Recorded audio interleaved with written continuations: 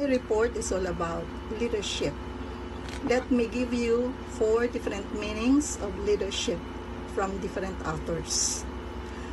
The first one is from Joneha. Leadership is a process by which an executive can direct, guide, and influence the behavior and works of others towards accomplishment of specific goals in a given situation. Leadership's the ability of a manager to induce the subordinates to work with confidence and zeal. Another meaning from Joneha again, leadership is the potential to influence behavior of others. It is also defined as the capacity to influence a group towards the realization of a goal.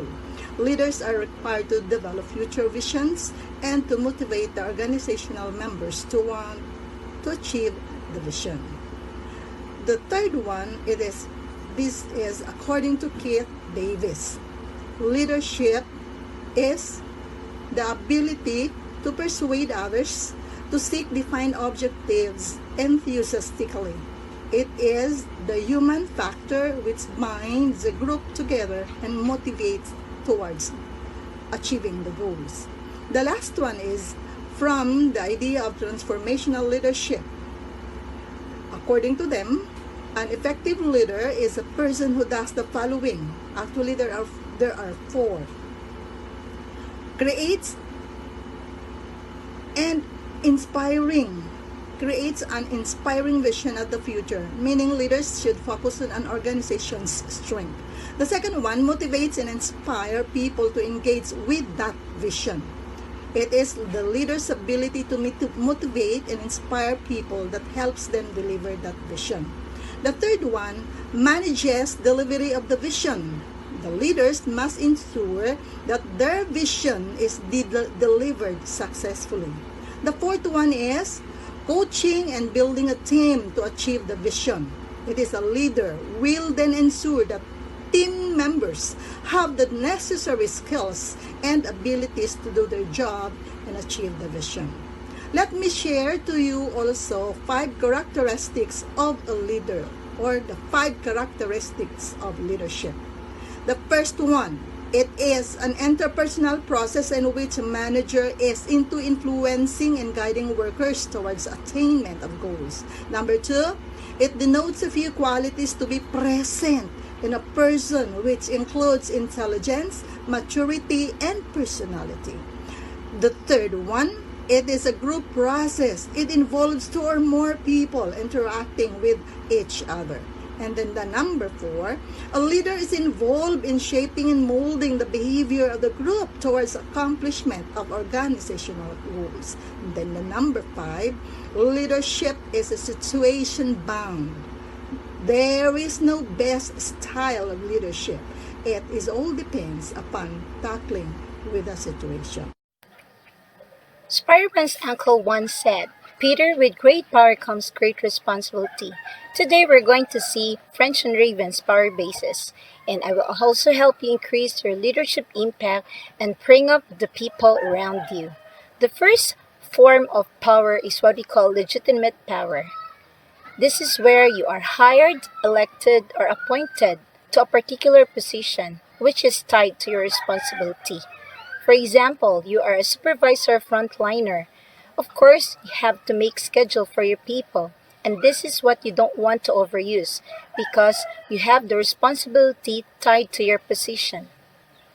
The second form of power is what we call reward power, and this is pretty much expensive because if you are in a point where you can reward somebody with money, with free time, with praise, like a pat on the back and says, "Hey, good job," that's the reward that people like and has influence over them.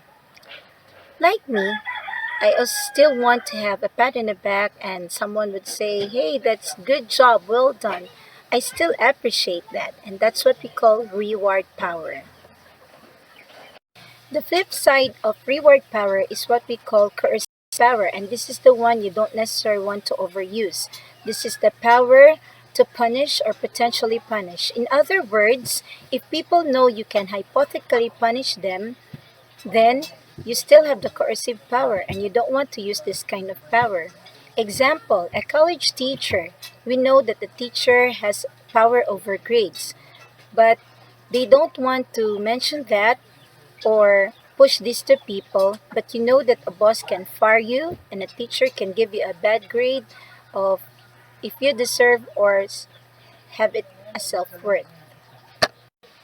The next power is what you call referring power, and this is the power of likability. If you influence people because of your charisma, good relationship, then they look up to you. Whenever we talk about referring power, people will mention Oprah Winfrey. She is not my boss and probably not your boss. When she recommends books, people read them and they become bestsellers. She gives advice and people take it. That is the power that is wonderful to cultivate, and we cannot do too much of this because this is not like legitimate or coercive power. This is the one that people want to follow. The fifth of the original five bases of power is what we call expert power. If you are high level of education, like let's say you are a physician, a lawyer, or a professor, or let's say you're an expert engineer, then you have an expertise. And people look up to you most of the time to bring that expertise to influence in your decision or look at the things way forward to help things done and get the most of benefits. And that's what we call expert power to bring influence on the table of some things. And that's the original five bases of power. And the sixth power base is what we call informational power. And this is a little bit controversial.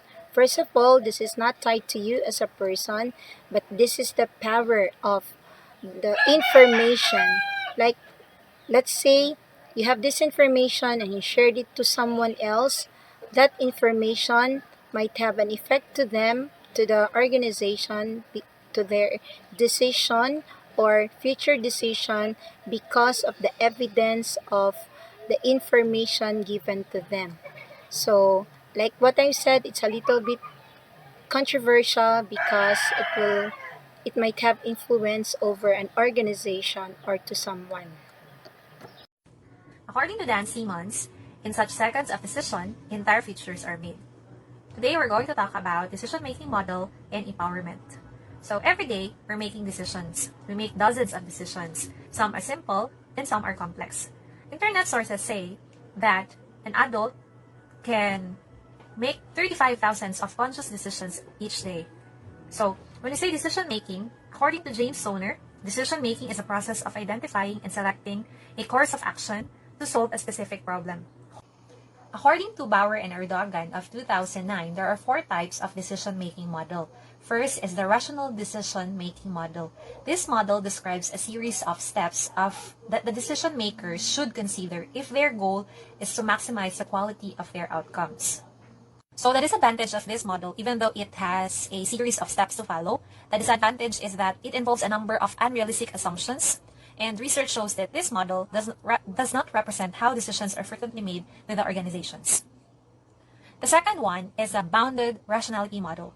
According to this model,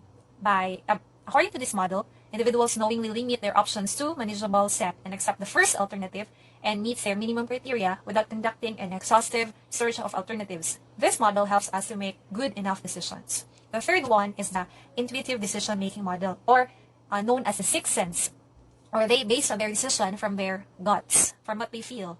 So this model refers to arriving at decisions without conscious reasoning. This model usually used under challenging circumstances such as time, pressure, constraints, great deal of uncertainty, or changing conditions. Only one choice is considered at a time, and if it does not meet the criteria, then it is discarded and a new choice is tested until workable one is found. And the last type of decision-making model is a creative decision-making model. So this model refers to the generation of new, imaginative ideas, and it has 5 steps.